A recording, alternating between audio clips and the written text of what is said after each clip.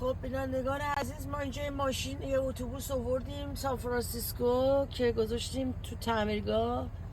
الان شبه دیگه، داریم برمیگردیم.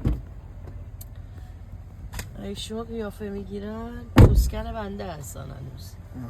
شروع شد. قیافه میگیرن. بیا سیمت. خب در چه حالی بود اتوبوس؟ گفتیم الان هولش باید بدیم یا چی؟ من که پرواز کردم. شما بله، خدا رو شکر به اونجا نرسیدیم. پس الان راضید؟ پس چرا آوردیمش مکانیکی؟ خودشونم نمیدونن چشه. هیچی نداره. نه تاشو یکی زده. پشتشو زدن. بغلاشو تاش. جریان فقط پشتش بود مشکلش؟ نه بغلاش هم زدن. بغلاشو شیشه‌ش هم ندیدم. آوردن پایین.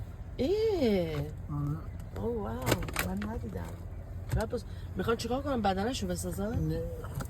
واو.